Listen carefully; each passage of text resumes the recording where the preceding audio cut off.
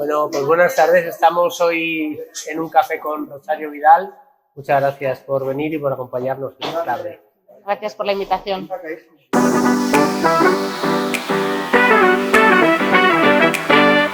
Soy Rosario Vidal Tocino, soy oncóloga en el Hospital Universitario de Salamanca y me dedico sobre todo pues, a los tumores digestivos, cáncer de colon, cáncer esofágico-gástrico y también al cáncer hereditario, al consejo genético en cáncer hereditario. El cáncer es una enfermedad, una enfermedad apasionante para investigar porque tenemos mucha tarea por hacer todavía. Y pues era a lo que me quería dedicar y una vez que empecé la medicina, pues la medicina es una cosa que te engancha desde el principio, te gusta mucho y ya no es investigar, sino que ya pues esos son los pacientes y a medida que ibas pasando por asignaturas te iba gustando todo. Me seguía gustando mucho la investigación y uno de mis mentores, el doctor Rogelio González Sarmiento de la facultad, director del laboratorio de biología molecular, con él empecé haciendo un poquito de investigación ya durante la carrera y oncología la damos en sexto, se sigue dando en sexto dentro de la carrera al final de los 6 años y ahí conocí al segundo de mis mentores, que es el profesor Juan Jesús Cruz, que pues, seguro que todos conocéis, y ahí es cuando me enganchó ya la oncología. Entonces ya no era como me gusta el cáncer como enfermedad para investigar, sino que me gusta el cáncer y los pacientes con cáncer para tratar al paciente con cáncer y ayudarle desde lo que se puede. ¿Alguna vez has investigado o no has llegado al final de Sí, la investigación sí que seguimos haciendo investigación. Yo hago mucha investigación clínica dentro de ensayos clínicos y de otro tipo de investigación, lo que podemos a nivel asistencial, y de investigación del laboratorio menos, pero sí que hacemos, mi tesis doctoral la hice en el laboratorio de Rogelio y bueno, pues siempre colaboraciones con el CIC y todo lo que podemos colaborar para seguir investigando, claro. ¿Y actualmente porque los oncólogos estáis, cada uno tenéis una especialidad? ¿Cuál es tu especialidad? Sí, ¿Y yo hago por qué eso. esa especialidad? Bueno, pues muchas veces las especialidades nos vienen un poco dadas, ¿no? Es donde te toca estar y es donde te especializas. Yo en mi caso es verdad que empecé con el consejo genético y el cáncer hereditario durante la residencia, era un tema que me gustaba también mucho porque tenía también esa parte de laboratorio, esa parte de investigar, de profundizar un poquito y ya me fui formando mucho durante la residencia y al acabar pues fue una de las partes que ya me empecé a especializar, me empecé a dedicar a ello y a pasar mi propia consulta de hereditario. Y luego dentro del resto de patologías que yo me dedico a los tumores digestivos, es algo que, bueno, cuando acabé la residencia nosotros todavía no estábamos divididos por patologías, todos los oncólogos veíamos todos los tumores y fue a lo largo pues eso, de los años cuando nos fuimos yendo parcelando o especializando un poquito más y fue un poco pues por lo que me tocó en aquel momento, pero es verdad que también venía un poco arrastrado mi tesis doctoral verso sobre cáncer de colon, entonces era como pues que veníamos un poquito de ahí y un poco así ha sido el dedicarme a esto. ¿Y qué avances hay en los últimos momentos en cáncer digestivo? Pues está habiendo bastantes avances en toda la oncología y bueno, pues ya sabéis, muchas veces en muchos tumores está avanzando mucho, ha cambiado mucho. En los tumores digestivos, el tumor más frecuente a día de hoy en España es el cáncer de colon, que muchas veces bueno, pues no lo pensamos tanto porque bueno, pues, el tumor más frecuente en mujeres es el cáncer de mama, pero el segundo es el cáncer de colon. En los hombres el primero es el cáncer de próstata, pero el segundo es el cáncer de colon. Y si tenemos en conjunto hombres y mujeres, pues el más frecuente es el cáncer de colon. Y es verdad que en cáncer de colon, pues quizá los avances más importantes en los últimos tiempos ha sido el profundizar en esa biología molecular, en ponerle, en ir etiquetando los tumores, no solo, pues hablamos de cáncer de mama, no hablamos de cáncer de mama, hablamos de cáncer de mama y el tipo que sea, pues en cáncer de colon nos está ocurriendo un poquito lo mismo, ir personalizando un poquito más esos tratamientos, buscando esas alteraciones moleculares que podemos ir tratando y muchas veces uno de los hitos más importantes también ha sido la incorporación de las cirugías, de tratamientos locales y cirugías en enfermedades avanzadas, que cuando uno tiene una enfermedad avanzada ya parece que la cirugía no se podía hacer nunca y ahora no es así, ahora pues hay tumores que se diagnostican avanzados y que después de tratamientos con respuesta se pueden llegar a operar y tener supervivencias muy prolongadas. Y el otro tumor al que más me dedico es al cáncer gástrico y ahí sí que estamos teniendo últimamente una revolución importante. Es un tumor con mal pronóstico, se diagnostica muchas veces en estadios avanzados porque no hay cribado como en el cáncer de colon que sí lo hay. En cáncer gástrico no hay cribado, muchas veces esos estadios avanzados, síntomas inespecíficos y teníamos muy poquito más que la quimio, o sea, era quimio y poco más. Y es verdad que en los últimos años se está viendo una revolución porque también están apareciendo muchos biomarcadores, se está incorporando la inmunoterapia en el tratamiento del cáncer gástrico que ya utilizamos en el día a día en muchos pacientes, y eso ha cambiado tanto en la supervivencia como la calidad de vida de esa supervivencia de los pacientes. Bueno, yo creo que ha salido en otras charlas, en otros cafés que hemos tenido, la importancia del cribado siempre. Salamanca, bueno, Castilla y León está en un 34%. Sí, no llega, sí, 36, no llega al 40%. ¿Cuál puede ser el motivo? Pues a ver, yo creo que intervienen muchos factores. El principal es probablemente el desconocimiento y el yo estoy bien, no tengo que hacer nada.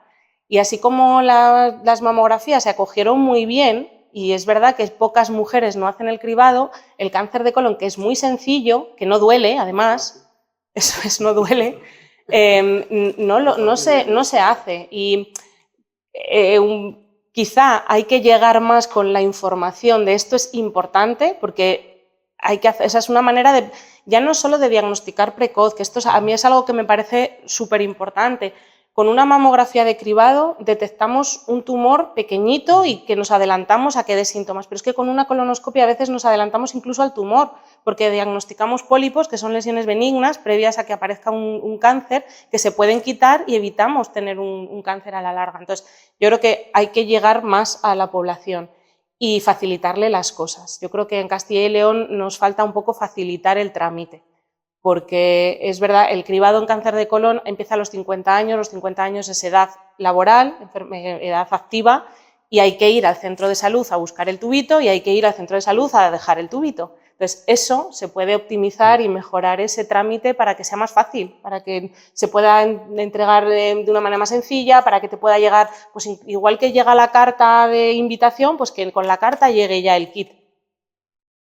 Es como hacen otras comunidades. Es como hacen otras comunidades que tienen más índice de participación, sí. Pero eso es vital, es decir, que al final hay comunidades que están en un 80% y es porque el trámite es mucho más fácil. Pero se puede entregar, claro, se puede entregar en una farmacia, se puede hacer de otra manera que facilita las cosas, porque claro, si yo tengo que pedir permiso en mi trabajo para ir al centro de salud a que me den el kit y luego tengo que pedir permiso en mi trabajo para ir a llevarlo, pues estoy bien, ¿para qué voy a ir? Pues claro, eso pues no. ¿Y qué nos puedes contar del consejo genético? Creo que es un área que siempre hablamos si es hereditario o no el cáncer y en qué medida. Entonces, ¿qué hacéis ahí? ¿Qué datos tenéis? ¿Qué importancia tiene? Pues a ver, ese es un campo bastante complejo, porque lo que hay que saber desde el principio es que el cáncer hereditario es excepcional. Lo habitual es que no sea hereditario, es decir, los tumores se producen porque nosotros vamos exponiéndonos a factores de riesgo a lo largo de la vida. A medida que todos vamos cumpliendo años, y esto se lo cuento siempre a los pacientes en la consulta, a medida que todos vamos cumpliendo años, todos vamos teniendo más riesgo de desarrollar tumores. Es una enfermedad que se asocia también al envejecimiento. Entonces, que sea algo hereditario, que tú tengas una predisposición hereditaria a tener un cáncer, es algo excepcional.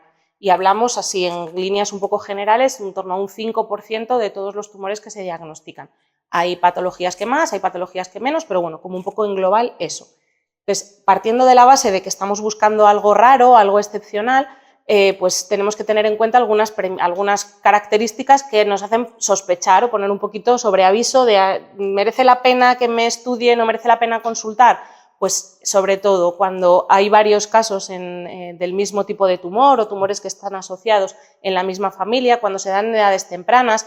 Aquí lo de edad temprana depende del tumor. Cuando hablamos de cáncer de mama, la edad temprana está por debajo de los 40, de los 35. Cuando hablamos de cáncer de colon, hablamos por debajo de los 50 años. Entonces depende un poquito del tumor.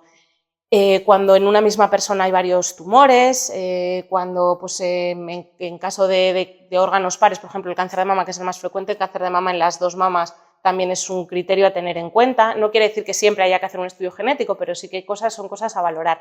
Y luego cosas que hemos incorporado también recientemente para el estudio genético son el tipo de tumor. O sea, hay tumores que por el hecho de tener esos apellidos o esas características tienen más probabilidades de ser hereditarios y aunque no haya más casos en la familia, incluso a veces independientemente de la edad a la que se diagnostique, se indica hacer un estudio genético para descartar que pueda ser hereditario. ¿Qué implicaciones tiene o por qué se hace el estudio genético? Esto no es poner una etiqueta de hacemos un estudio, pues esto tienes una mutación en BRCA y ya está. No, se hace porque tiene implicaciones a la larga tanto para la persona que consulta que es optimizar un poquito ese seguimiento, es decir, hacer un seguimiento más adecuado al riesgo que podemos tener por esa alteración genética. Es decir, si yo tengo una mutación en BRCA y sé que voy a tener más riesgo de tener un cáncer de mama, pues tengo que vigilar más la mama. Aunque yo no haya tenido cáncer de mama antes, pues tendré que optimizar ese seguimiento, ¿no? Y también nos sirve, a veces nos sirve a los oncólogos incluso para tratamiento. Tener determinadas alteraciones genéticas puede ayudar a decidir tratamientos. Y luego sirve para la familia. Si nosotros identificamos una alteración genética en una persona que ha tenido un tumor, pues tiene familia. Entonces se estudia a los familiares sanos para saber, y los enfermos también, para saber quién tiene esa alteración genética, quién tiene más riesgo de desarrollar un tumor y, por tanto, pues indicarle el seguimiento que tienen que hacer en cada caso. Entonces, el estudio genético siempre se hace o se debería de hacer en alguien que ya ha tenido el tumor, aunque parezca un contrasentido.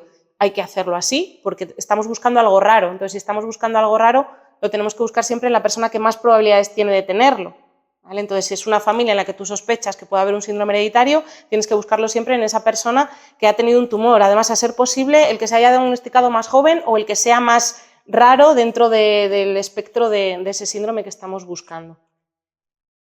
¿Me ibas a comentar algo? Sí.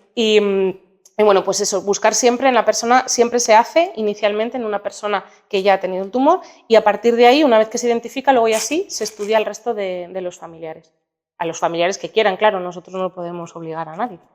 Yo creo que, a ver, que estamos en un café y sí, nosotros no tenemos ni café, pues digo, vamos a abrir ya, no, pero tenemos agua, ¿eh? Sí. Entonces, si abrimos las preguntas ya. ¿Tiene que ser un cáncer que heredes del padre o de la madre o puede ser otro? No, pueden ser distintos, o sea, no tiene por qué ser el mismo tipo de tumor. Y otra frase que también la repito yo mucho es que el cáncer no se hereda. O sea, no, lo que se hereda es el riesgo, el tener más papeletas, es como comprar más papeletas en la lotería.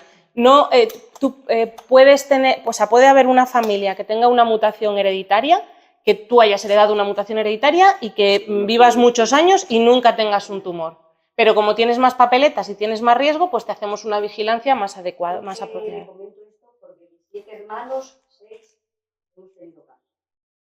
Cada uno de una manera. De una cosa. Y las edades. Pues, la única que ha tenido el cáncer de mi madre ha sido mi hermana con 90 años. Claro que ya son edades más avanzadas. Hace 2 años le cortaron el pecho. 30 años. Claro, y luego hay otra cosa que también comentamos cuando tenemos criterio para hacer un estudio genético, es decir, cuando una persona viene a la consulta porque hay antecedentes en la familia o porque ha sido diagnosticada muy joven o por lo que sea, y decimos, sí, vamos a hacer un estudio genético para ver si hay algo hereditario. Muchas veces, la mayoría de las veces, no encontramos ninguna alteración genética, ¿vale? Que no quiere decir que no pueda haber nada hereditario, pero de lo que conocemos a día de hoy, nuestro conocimiento llega hasta donde llega y de lo que podemos estudiar no encontramos nada. Entonces, ahí yo siempre digo, yo no puedo descartar 100% que no haya nada hereditario porque puede haber algo que a día de hoy no conocemos, pero de lo que conocemos está todo bien. Y al estar todo bien tampoco podemos recomendar nada al resto de los familiares. Más preguntas.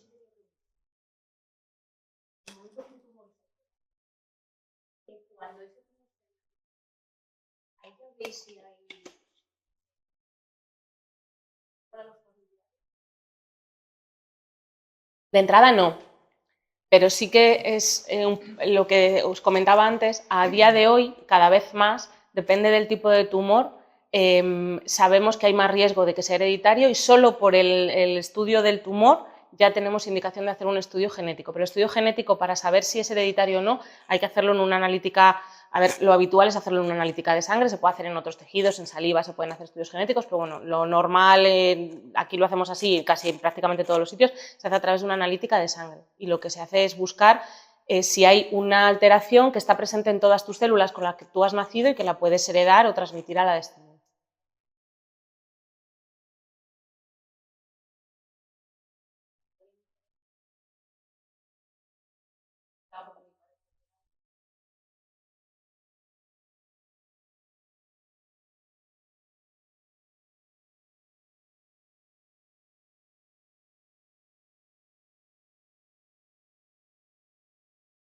De prueba, pero bueno.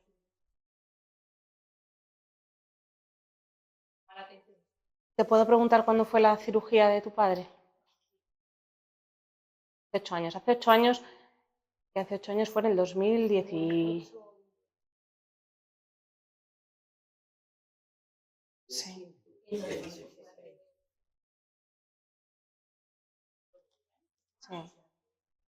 Sí.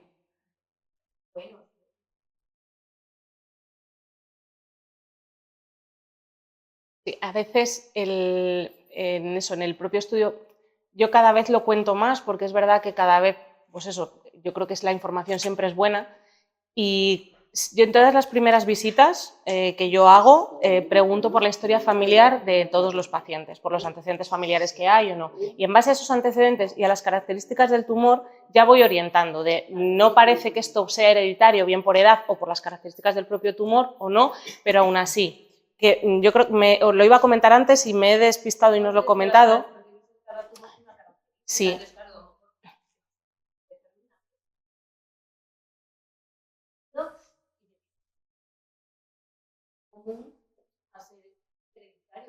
Claro, es... Sí, sí, sí. Claro, no se podía saber, es que muchas veces no sabemos ni bien cómo era. Sí, sí, sí. Sí.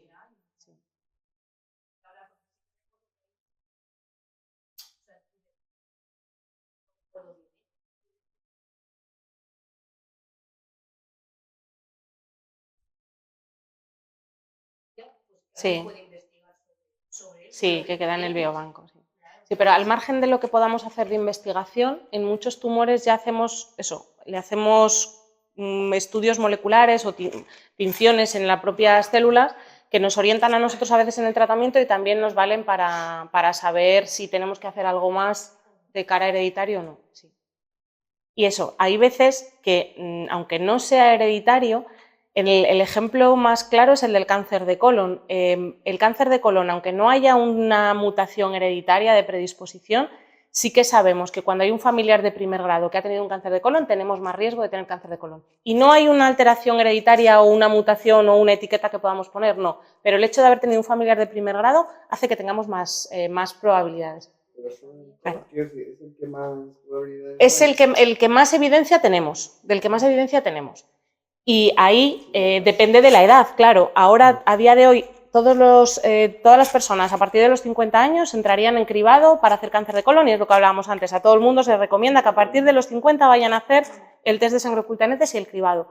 Cuando en la familia tenemos un familiar de primer grado que lo ha tenido con menos de 60 años, si podemos adelantar ese cribado a los 40, 45, mejor. Y eso es algo que yo también, pues eso yo te decía, yo también lo comento siempre en la consulta cuando vemos eso, edades que son un poco, pues no es que considere joven, porque os decía antes, en cáncer de colon joven decimos por debajo de 50, pero a ver, con 50, 55 es joven, pues a las familiares que hagan el cribado un poquito antes. Si puede ser. Y hay otros tumores, pues decías, pues siempre hablamos del cribado, pues en el cáncer de colon afortunadamente tenemos la posibilidad de hacerlo, hay otros tumores que no. Yo soy operada de la mama derecha, hace 14 años. Y el año pasado, que soy paciente de usted, me operaron del colon. No tiene nada que ver. No. Ya que No. tenía ganas, pero Sí. ya me lo habían dicho, pero ya Sí. me dice la doctora. Sí, no tiene nada que ver. Eso. Pero gracias a Dios estoy bien. Le agradecí mucho a usted porque no me dijo que no me diera quimio y me estoy con el tratamiento que usted me hace. Gracias. Venga, más preguntas.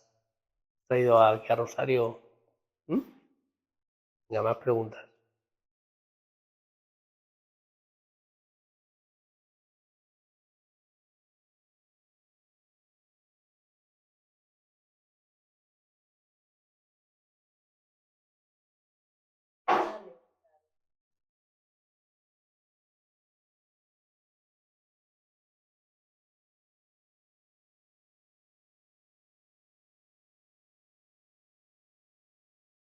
¿Estamos hablando de gastroscopia o de colonoscopia? De colonoscopia, vale. Depende de los pólipos que le hayan quitado. Si son pólipos muy chiquititos y benignos sin más, muchas veces si el médico de cabecera nos manda digestivo y no tiene que hacer nada digestivo, hay que volver otra vez al cribado. O sea, a través lo de la sangre oculta en heces. Hay veces que si hay varios pólipos y son muchos o alguno más grande, ahí sí es cuando derivan a digestivo para hacer la colonoscopia, para repetir la colonoscopia, no solo por el cribado. ¿Es que la edad del cribado está bien o cada vez no va habiendo casos de gente más joven? Sí, hemos conseguido, bueno, no hace un año, que se ampliara a los 75, porque hemos dicho antes que es un tumor que es más frecuente a medida que cumplimos años, y con 70 años somos jóvenes, o sea, seguimos siendo jóvenes igual y hay que seguir haciendo el cribado, entonces se ha conseguido ampliar por ese lado. Y ahora estamos un poco intentando, bueno, se está luchando también desde las sociedades científicas y el adelantarla. Siempre se empieza un poco todo en Estados Unidos y en Estados Unidos ya se lleva unos años hablando de ese aumento de incidencia de cáncer de colon en jóvenes y de mama también, pero sí en general un poco de los tumores en jóvenes. El cáncer de colon es uno de ellos. Esto participamos, de hecho, nosotros aquí en Salamanca participamos también en estudios de investigación importante también en cáncer de colon en jóvenes y pues para ver qué es lo que está ocurriendo aquí, porque se comportan distinto. De hecho, hay estimaciones que de aquí a 2030 va a incrementarse mucho la incidencia de cáncer de colon en jóvenes, sobre todo tumores en el recto también y bueno, pues yo sí soy partidaria de adelantar la edad, pero partiendo de la base de que tenemos que participar en el cribado, porque si la gente que está ahora en el rango no participa... Claro, claro. Y verlo como algo normal. Y luego una cosa que nos ocurre con los jóvenes es que no se piensa en que pueda ser un cáncer.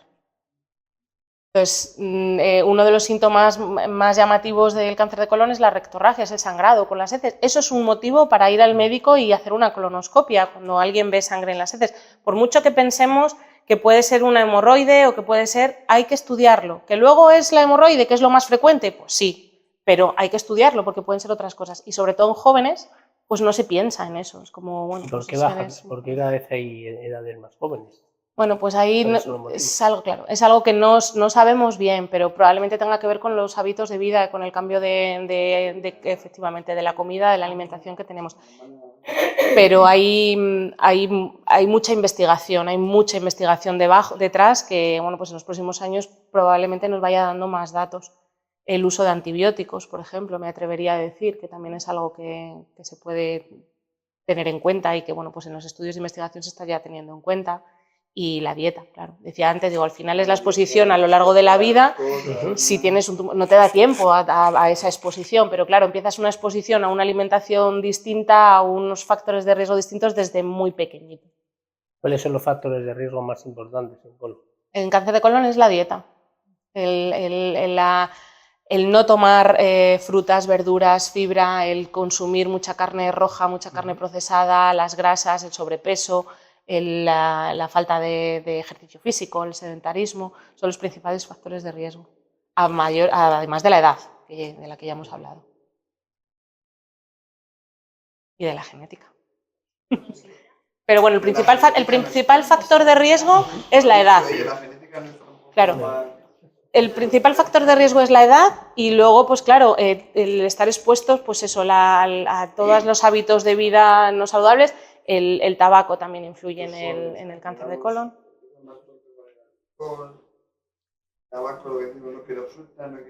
Claro, ha cambiado completamente. Sí, incluso bueno, hay investigaciones que hablan de que incluso la exposición dentro del útero, o sea, hay... Sí. No solo del tabaco, de los hábitos de vida, el uso de antibióticos en la infancia, o sea, hay muchos, no hay todavía nada demasiado claro, por eso hay mucha investigación detrás, pero sí que se pueden hablar de muchos factores.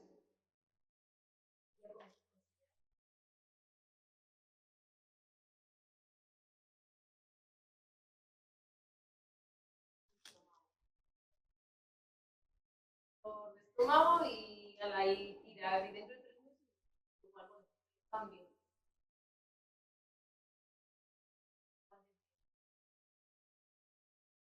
Lo que tampoco cada vez que vayas voy a mandar un especialista. Ir varias veces. Claro, a ver. Hablo desde mi experiencia.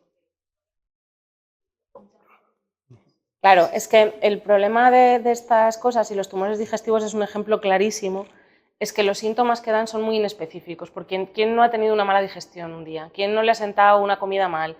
¿Quién un día no ha tomado algo y está hinchada y al día siguiente tal? ¿Quién? Es que son síntomas que lo más frecuente siempre es lo más frecuente. En medicina siempre tratamos con probabilidades, porque al final es como, bueno, pues tienes en cuenta los síntomas, tienes en cuenta la edad, tienes en cuenta muchas cosas y siempre vas a lo más frecuente. Si lo más frecuente es que sea una gastritis, es que no sea un colon irritable, es que sea nada, pues lo primero es pensar en eso. Claro, si los síntomas son persistentes y no mejoran, es cuando hay que volver y hay que ver por qué te está pasando eso.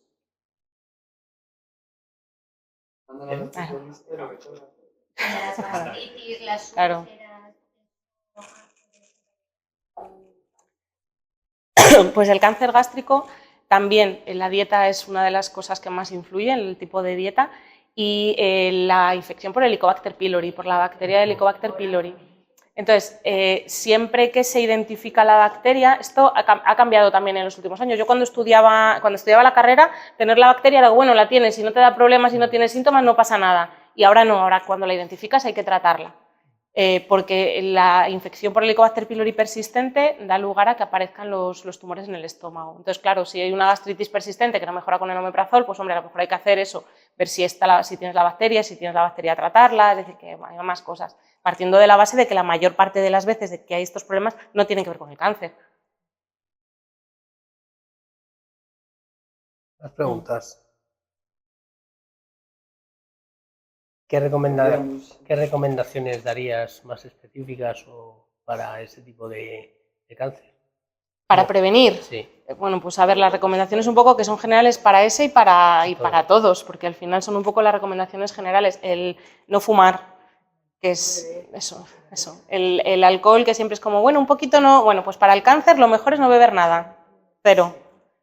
Y la dieta es súper importante. Hacer una dieta mediterránea de la de toda la vida, pues es lo saludable. Ahora la dieta mediterránea que hacemos ahora con comida precocinada, pues no es la misma dieta mediterránea. Entonces, ¿qué es lo suyo? Pues tener el huertito al lado. Ya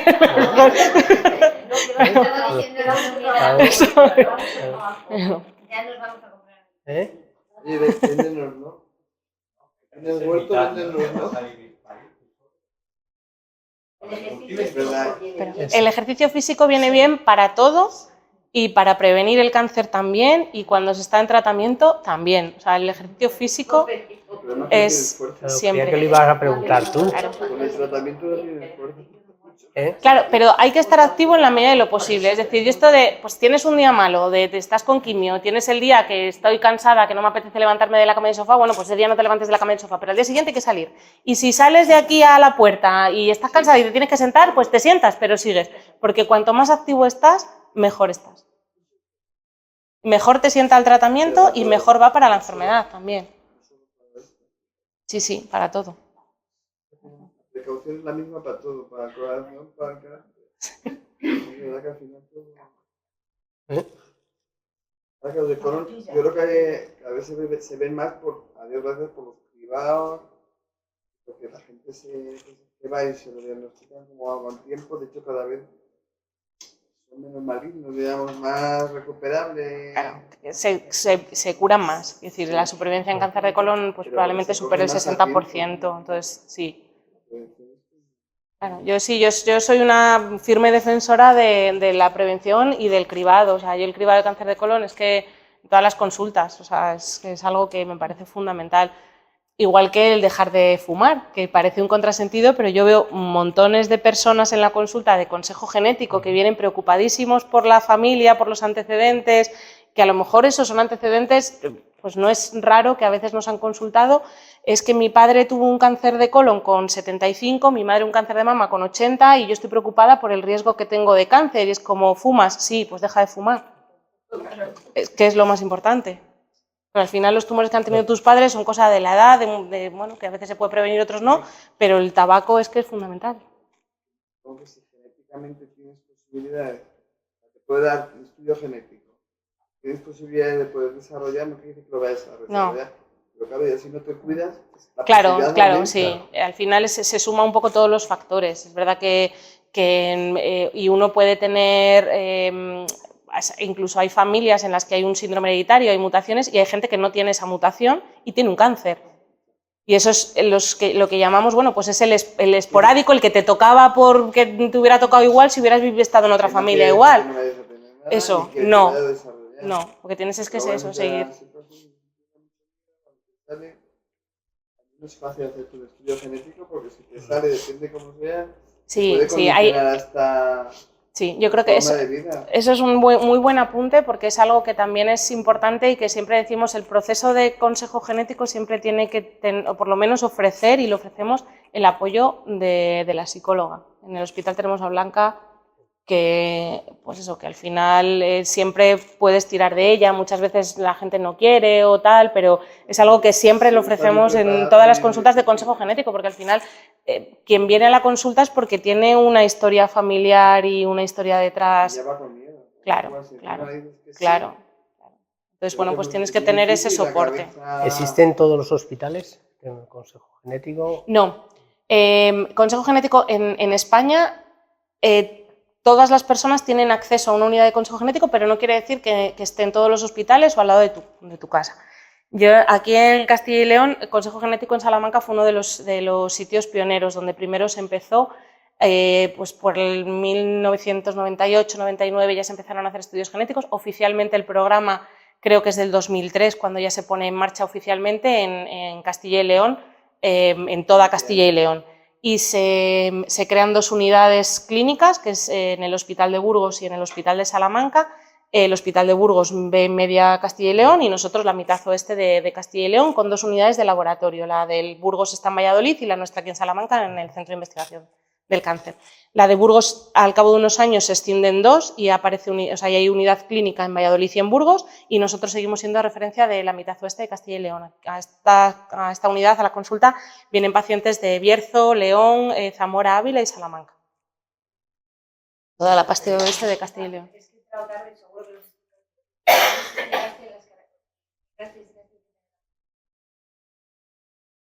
Para eso, ¿cuándo sospechas que puede haber un síndrome hereditario? Pues cuando hay varios miembros de la familia afectos del mismo tipo de tumor o tumores asociados, sobre todo en edades, que haya alguien que lo haya tenido en edades tempranas, que hablábamos antes, en cáncer de colon edad temprana es por debajo de 50, en cáncer de mama la edad temprana es más baja, 35 o 40 años, que afecte a varias generaciones.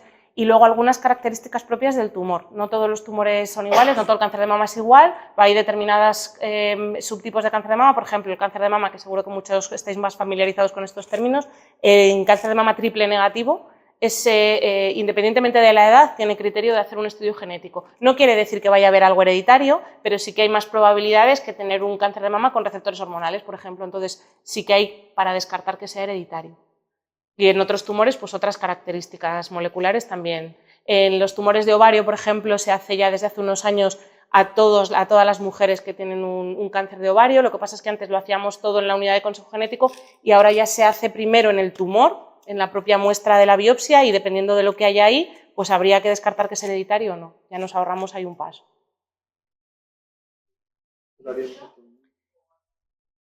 Los estudios genéticos se hacen habitualmente en sangre, en una analítica de sangre. Se pueden hacer en cualquier tejido, a veces en algunos laboratorios lo hacen en saliva, nosotros lo hacemos siempre en una analítica de sangre.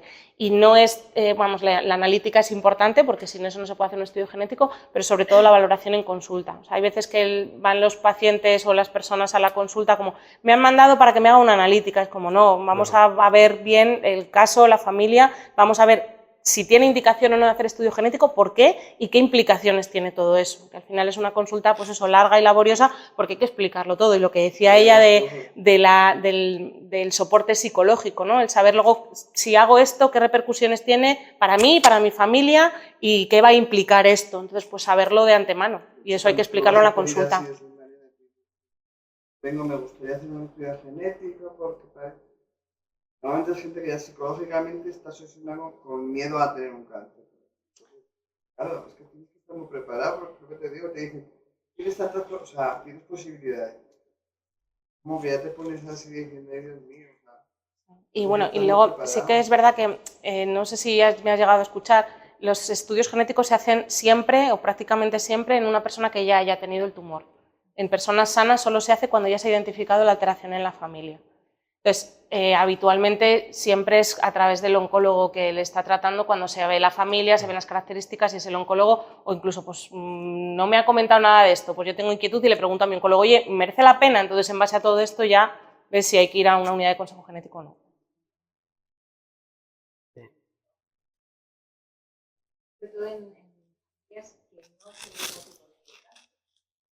Claro, claro. Un poco, yo, Claro, sí. pero que creo que Sí. lo que pasa es que la gente sabe que porque yo no sé si el que sea difícil. Claro, es que depende del tumor, a veces sí que asocian cosas, o sea, tumores diferentes. El síndrome más frecuente de cáncer colorectal hereditario es lo que conocemos como síndrome de Lynch. Y el síndrome de Lynch lo más frecuente es el cáncer de colon, pero también asocia cáncer de útero, cáncer de ovario, cáncer gástrico, cáncer de vejiga o de vías urinarias, de próstata, de páncreas. O sea, que decir que luego hay síndromes que sí que engloban otras cosas. Lo más frecuente es que veas más de un tipo que de otro, pero sí que lo mejor es que pregunten al oncólogo y que se haga bien la historia y ver un poco los casos que hay para poder un poco discriminar. ¿Y en tratamientos, cómo han evolucionado los tratamientos para un cáncer de estómago, de colon? Un momentito. Sí, sí.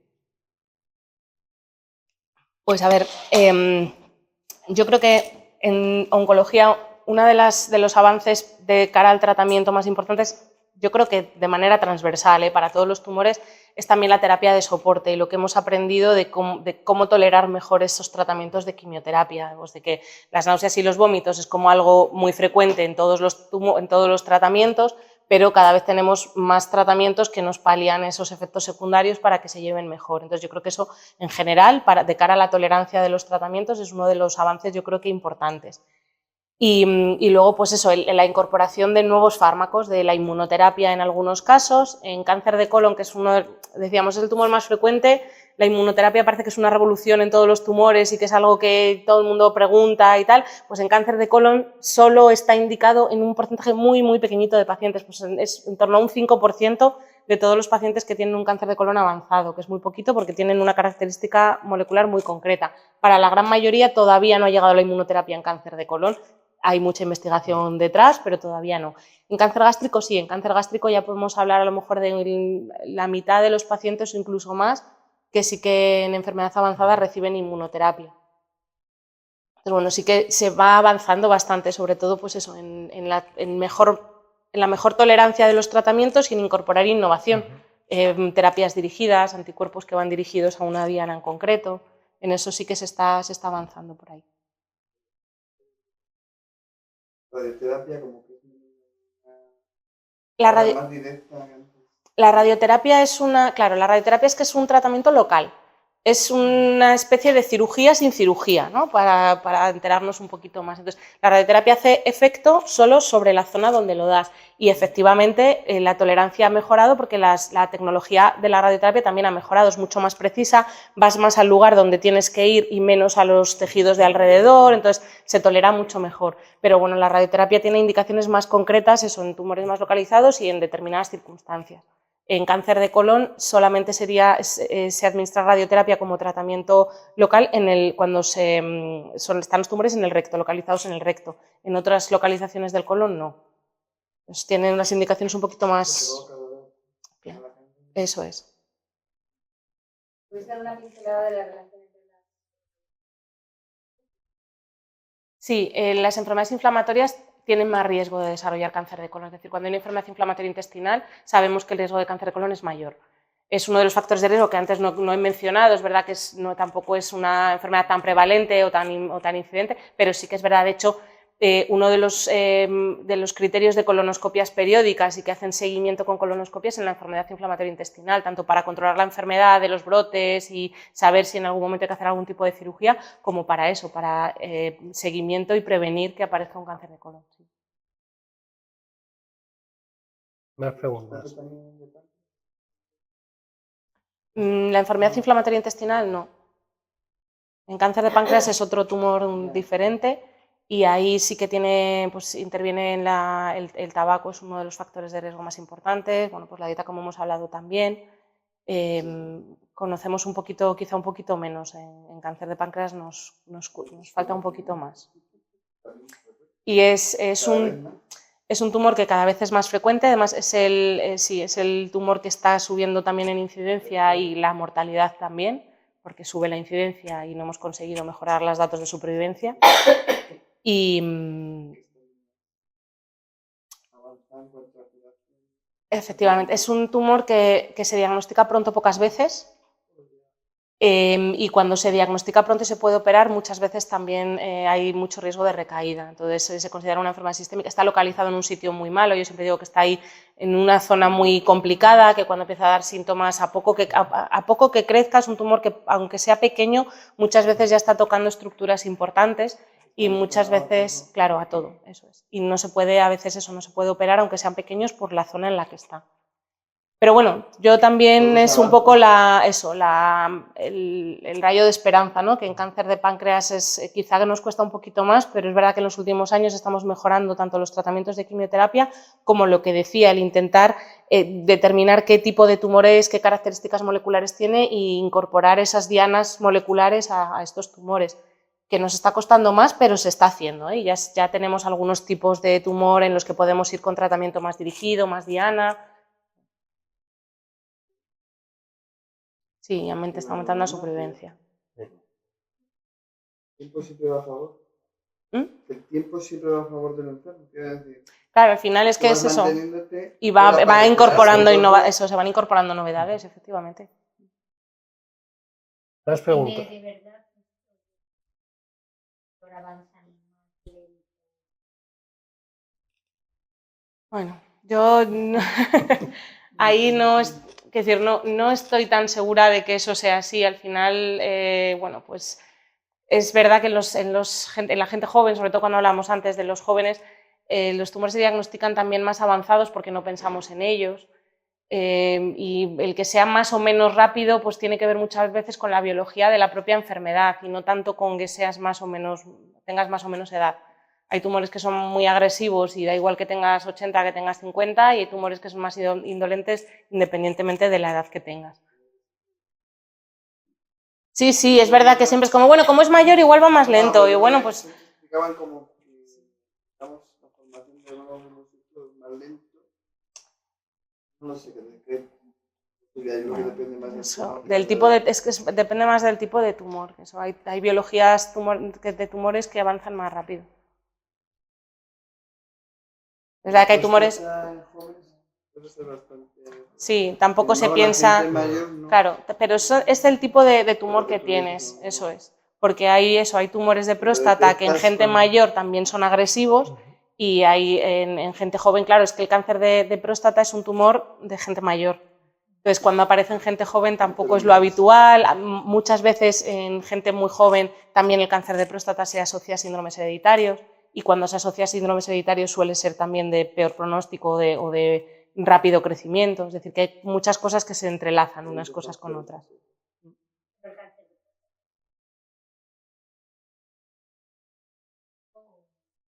No, el cáncer de próstata, yo no soy especialista en cáncer de próstata, pero es verdad que es un tumor que es muy frecuente en mayores. De hecho, ahí ha habido mucha controversia también y mucho debate de si hacer cribado o no con PSA, porque hacerle un PSA a una persona de 75 años y ver que tiene un cáncer de próstata y que ese cáncer no le va a dar nunca problemas y que se puede morir con 100 años y no haber tenido nunca problemas, es someterla a un tratamiento antes que a lo mejor no le va a servir de nada. Entonces, por eso hay mucha controversia, porque a veces el cáncer de próstata es muy indolente y se puede tener ahí durante años que no te da ningún problema, que no lo has diagnosticado porque no te has hecho ningún PSA ni nada, y otras veces no, otras veces tiene una evolución más agresiva, y es cuando sí empiezan a aparecer más síntomas, pues más síntomas urinarios y demás. Voy a hacer otra pregunta. Sí, claro. No me voy a quedar con la gana de preguntar. No, claro que no. Yo a lo mío. Mi madre y mi abuela se murieron. ¿Es más fácil que lo tengan las hijas o las nietas? Si hay un componente hereditario, no salta generaciones. O sea, si hubiera alguna alteración genética, que es la que está marcando eso, no salta generaciones. Pero claro, si el cáncer ha sido en edades avanzadas, tampoco pensamos que haya un componente hereditario, que probablemente tenga más que ver pues, con otros con otros factores, con otros factores de riesgo. Muchas veces que vemos, que también eso también lo vemos con frecuencia en las familias, que aparecen familias con varios casos del mismo tipo de tumor y piensas que puede haber algo hereditario y en realidad hereditario no hay, pero sí que han compartido muchos factores de riesgo porque la alimentación, los hábitos de vida se han compartido durante muchos años y eso al final marca también. De que se murió mi madre hasta que se ha despertado una hija, ha pasado 70 años. Claro. Mi madre se murió con 40, mi hermana tiene 92. Ha habido, gracias a Dios, no ha habido ningún caso más en la familia de ese tipo de cáncer.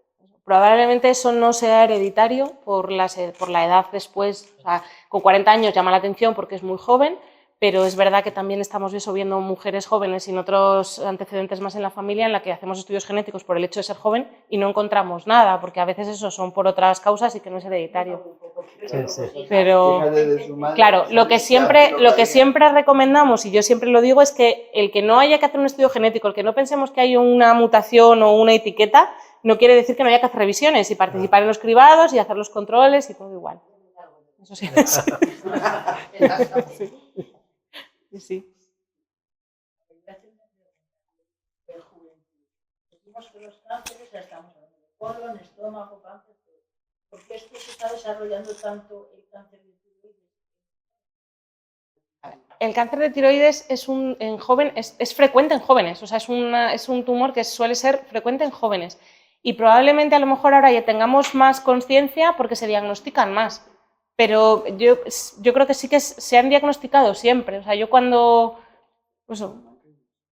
pero claro, y luego depende, también hay un factor que es el tiroides tiene mucho que ver con el metabolismo del yodo y hay zonas en las que hay más frecuencia de cáncer de tiroides porque hay exceso o defecto, hay falta de yodo o hay más... Yo no tengo el cáncer, ¿vale? Me detectaron un nódulo caliente en la... Yo lo tengo muy bien situado, me han dicho que a lo mejor me lo que sea. Me empezaron a dar una pastilla, me han estado haciendo tratamientos y ahora me han hecho una biopsia y era todo bien. Resulta que ahora sin pastillas está de lo mejor de lo mejor. Y me han dicho que si en el caso de quitarlo no hay ningún problema porque está muy bien localizado. Dice, pero soy la única miembro, de mi familia somos 4 miembros, es que nadie tiene la tiroides. Entonces, ¿por qué unos sí y otros no? Pues es que no hay explicación, quiero decir que ahí sí que no hay explicación, pero es verdad, los nódulos tiroideos son mucho más frecuentes en mujeres que en hombres y frecuentes en mujeres jóvenes.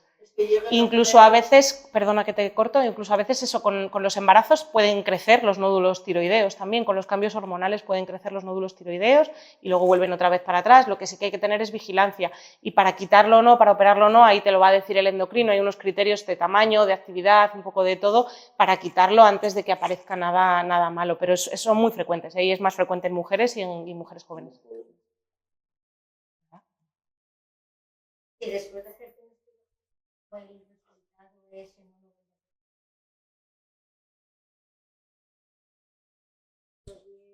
A ver, esa información no te la vamos a dar así. Eso no te lo vamos a hacer, no te lo vamos a dar así. Lo que hacemos son estudios de genes que tienen que ver con la predisposición hereditaria. Cuando empezamos a hacer estudios genéticos de cáncer de mama, por ejemplo, solo estudiábamos 2 genes, BRCA1 y BRCA2. Son súper famosos, súper conocidos y son los que conocemos y los que más estudiados tenemos. Ahora, muchas veces hacemos estudios de genes mucho más amplios. Pues a lo mejor estudiamos un panel de 100 genes de predisposición hereditaria a cáncer en general y están ahí incluidos todos los que tienen que ver con la predisposición hereditaria a cáncer de mama también. Entonces, cuando el laboratorio me da a mí un informe, yo lo explico un poco siempre antes de hacer el estudio, yo lo explico. Podemos tener 3 posibilidades de resultado. Que encontremos una mutación, es decir, que encontremos una mutación que predispone y que yo te puedo explicar, pues mira, el tumor que has tenido tú o los casos que hay en la familia se pueden explicar porque hay una mutación hereditaria en este gen y es el que está haciendo una predisposición hereditaria a cáncer y a partir de ahí, pues todas las recomendaciones de seguimiento para ti y para el resto de la familia. Podemos no encontrar nada y en el caso de que no encontremos nada, lo que yo te puedo decir es que de los 100 genes que te hemos estudiado, están todos normales. Lo que no sé es si hay otros genes que a día de hoy no conocemos o alguna hereditaria, es decir, de lo que conocemos está todo bien, pero 100% yo no te puedo decir que no hay un componente hereditario. pero hasta ahí. Yo no te digo si hay más o menos probabilidades porque no lo sé. Y luego hay un tercer resultado, que esto lo estamos viendo a medida que vamos estudiando más, que son encontrar alteraciones en genes que a priori no tienen nada que ver con el cáncer de mama. Pues encontramos una alteración en un gen que no sabemos muy bien en qué está implicado o qué significa ese gen, o a veces encontramos alteraciones genéticas en genes que ya conocemos, pero las alteraciones genéticas no, que son lo que llamamos variantes de significado incierto, de significado clínico desconocido. Eso a nivel práctico, yo lo cuento siempre antes también porque creo que es importante saber que a veces los resultados no son blancos o negros, sino que a veces encontramos cosas que no sabemos explicar a día de hoy. Esto no quiere decir que a lo mejor dentro de unos años yo te pueda decir, pues mira, esto que te encontramos que no sabíamos lo que eran, no es nada. O al contrario, esto que te encontramos que no sabíamos qué era, pues tiene que ver con el color de los ojos, con la predisposición a cáncer de mama, a cáncer de colon o a otra cosa, no lo sé. ¿Vale? Entonces, el estudio genético, la probabilidad me agobiaría mi vida del día. Claro, claro, yo creo que eso... Claro, esa es una de las partes en las que interviene mucho en la parte de la psicóloga. Claro, yo si tú vas a la consulta porque hay un riesgo, o sea, porque tú tienes una familia o tú has tenido un tumor y en tu familia hay muchos tumores y piensas que puede haber una predisposición hereditaria a cáncer, te vamos a hacer el estudio genético para buscar esa alteración genética, porque lo que queremos es identificar realmente por qué has tenido ese tumor y por qué en tu familia hay esos tumores, porque si yo sé identificarlo, te voy a decir, mira, la mutación que hay es en BRCA2 y hay más riesgo de desarrollar esto y lo otro y por tanto te voy a hacer esta y la otra revisión. Y es más, como tú la tienes, la puedes compartir con tus hermanos, con tus padres o con tus hijos. Todos ellos se pueden estudiar. Y si alguno de ellos la tiene, lo que vamos a hacer es vigilarle más que si no la tuviera. Y el que no la tiene, pues no le vamos a hacer nada extra. Entonces, al final, la lectura es, sí, te genera mucha incertidumbre, es decir, yo tengo más riesgo, sé que tengo más riesgo cada vez que voy a una revisión o cada vez que me noto algo, pero de la otra manera lo tendrías y no lo sabrías. Entonces claro, claro, que decir, que eso, que es claro, que la manera luego cada uno como, pero es un poco, si lo hacemos es porque podemos hacer algo después, no es por poner una etiqueta. Claro, entonces, al final esto es algo, cuando identificamos estas alteraciones genéticas, las alteraciones genéticas hemos nacido con ellas, es decir, que...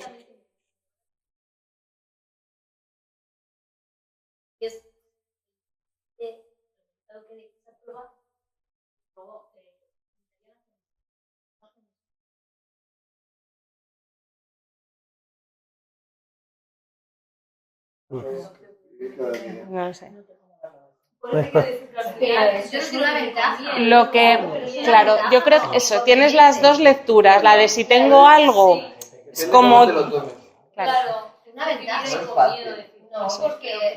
Claro, tienes las dos lecturas, pero es verdad que si lo hacemos, nunca jamás vamos a obligar a nadie a hacer un estudio genético, al contrario, muchas veces la gente quiere hacer estudios genéticos sin indicación y frenamos en la consulta. Claro, porque al final, si yo en una persona sana, yo cojo a cualquier persona que pasaba por la calle y decimos, venga, te hacemos un estudio genético y encuentro algo que no sé explicar, ¿qué incertidumbre le voy a generar a esa persona? Porque además que no le voy a saber explicar, pues lo hacemos cuando pensamos que podemos encontrar cosas que podemos explicar y que podemos mejorar en el seguimiento o que podemos adelantarnos a algo, hacer por hacer tampoco. Claro. Tampoco te van a decir, es que 100% te va a salir. Claro. No, es una predisposición, no una realidad. Eso. Claro, pero además al estar más controlado es una ventaja, porque en cuanto Ya, pero el miedo a veces... enseguida te lo van a encontrar antes a ti que a los demás. Sí. Depende cómo tengas la cabeza, la forma de verlo. Estás tú ya pensando.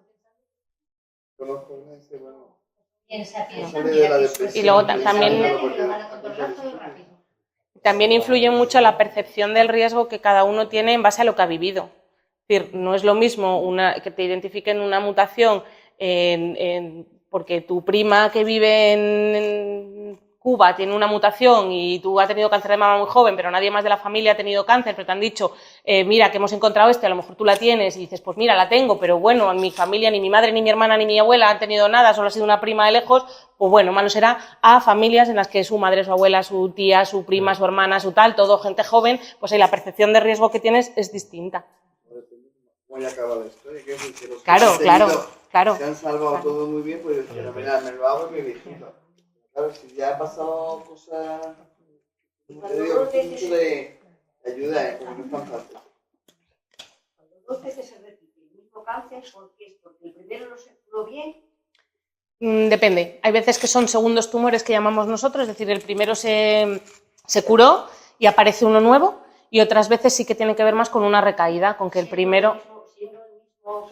Aunque sea el cáncer de mama, por ejemplo, hay veces, y eso lo vemos muchas veces en la consulta, que se ha tenido un cáncer de mama hace 10 años y ahora aparece un nuevo tumor incluso en la misma mama, pero las características moleculares son distintas y es un segundo tumor, es decir, es otro tumor distinto al primero. El primero se curó y aparece uno nuevo. Y otras veces no, otras veces es una recaída del primero. En la misma mama puede ser. También. A ver, tenemos un concepto, el cáncer de mama, igual es No. tanta variedad. Pero todos, o sea, todos los tumores. Todos, Yo creo que es verdad que el cáncer de mama va de avanzadilla y sabemos La más, gente te dice, pero son todos. Yo también lo tuve de pecho. Cada uno es una manera. Es el que menos se sabe. ¿Es que, perdón? El que menos se sabe cuál es. ¿Del que menos se sabe? No lo sé.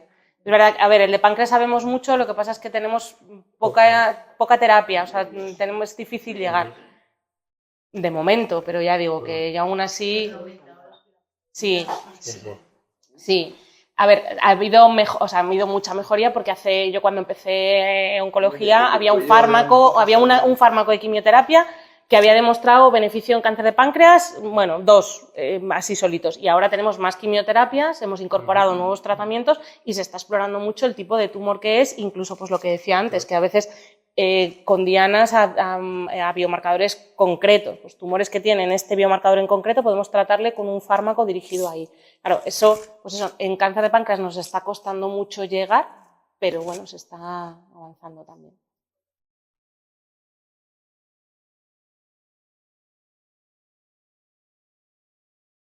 Claro, operarse todos los tumores, el primer tratamiento que han tenido todos los tumores desde siempre ha sido la cirugía, pero hay tumores que era más fácil operar porque se diagnosticaban cuando se podían operar, y otros como el de páncreas cuando se diagnosticaban, pues la mayor parte de las veces no se podían operar porque ya estaban avanzados, y eso sigue pasando ahora. Sí, están justo todas las arterias importantes que pasan muy cerquita. Entonces, a poco que creces, que a veces vemos un tumor de 2 centímetros y que no se puede operar porque está pegado a la arteria. ¿Se elimina o queda dentro? No, la quimio se acaba eliminando. Lo que pasa es que es verdad que hay efectos secundarios que persisten. Después de años se siguen persistiendo. Claro, hay efectos secundarios que persisten. No es que sigamos teniendo quimio en el cuerpo, pero hay efectos secundarios que persisten. Uno de los más el cansancio es uno de los más frecuentes, que muchas veces es cansancio que yo digo siempre, es un cansancio que no recuperamos descansando, que se recupera más estando activo, haciendo actividad. Y luego hay algunos efectos secundarios como la neuropatía periférica, que algunos habéis sufrido, que con algunos fármacos, al quitar el fármaco mejora y se recupera 100%, y hay otros fármacos que no, que seguimos teniendo un poquito de hormigueo, de falta de sensibilidad, pero esos son efectos secundarios, no tanto que quede la quimio, sino el efecto que nos ha hecho.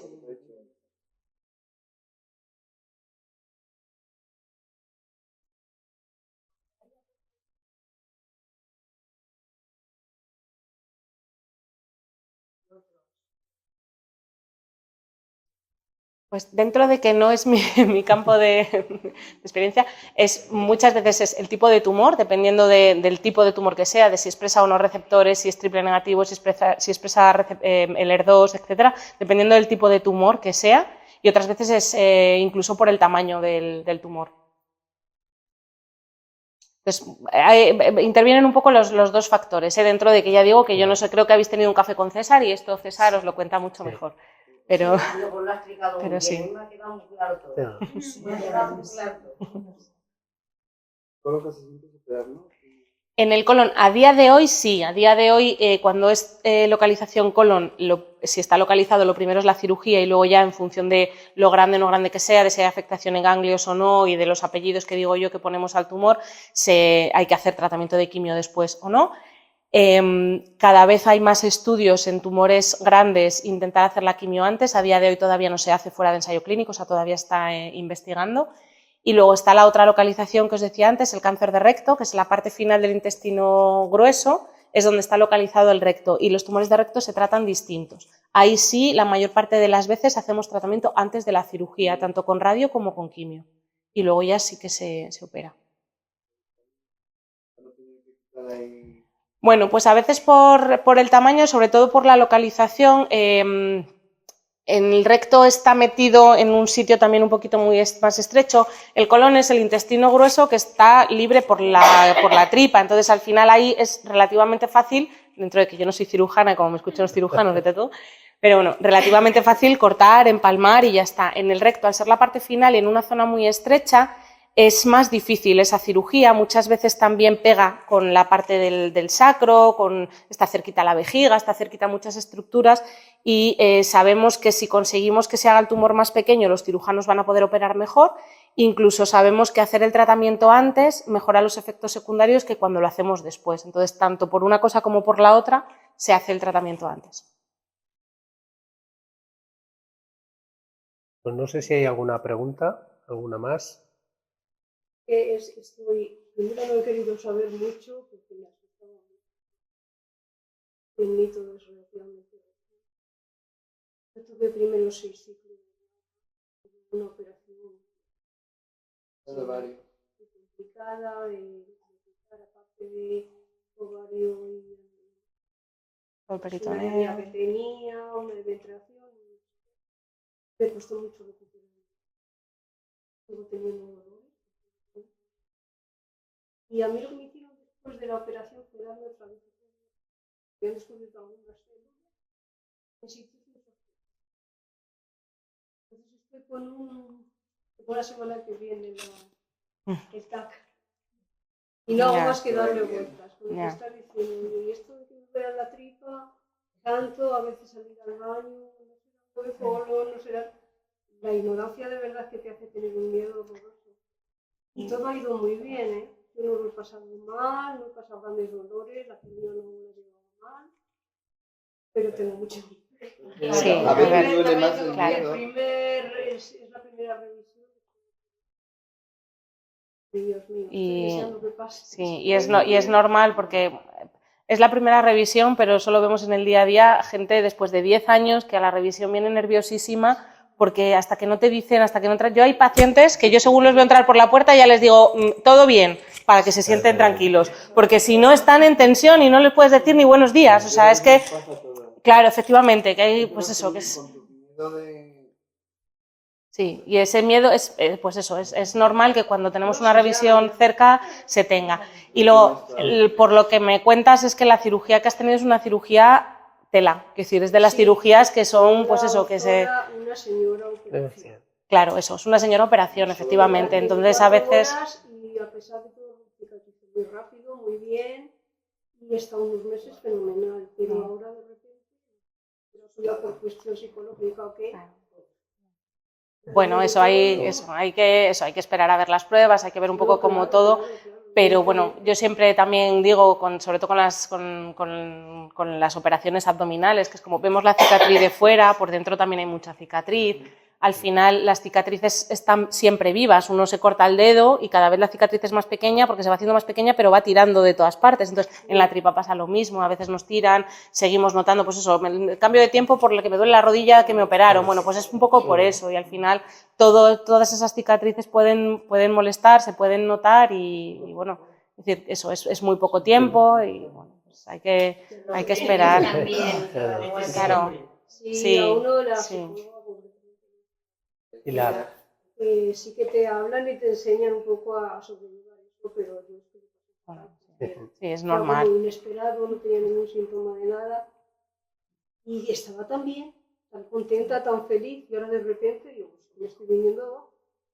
También es normal, y también esa sensación de durante el tratamiento, y eso también lo experimentamos mucho, seguro que también lo habéis experimentado algunas, que durante el tratamiento es como, bueno, pues estamos súper bien y vamos tirando para arriba, para abajo y acabamos todo, de repente se acaba todo y es como, ¿y ahora qué? Y ahora me viene el bajón, pero si ahora es cuando mejor tendría que estar. Bueno, pues al final hemos estado con la adrenalina a tope para pasar los ciclos y los tratamientos, y cuando ya ha pasado todo es cuando relajamos y es cuando nos damos cuenta de todo lo que hemos pasado, y no es...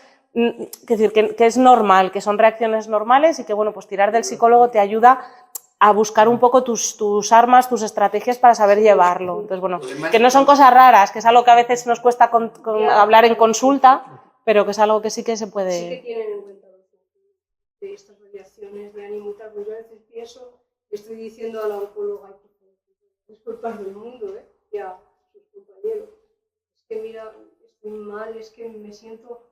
no tengo ganas de comer, me metería en la cama, no sé qué, y ella sigue viviendo.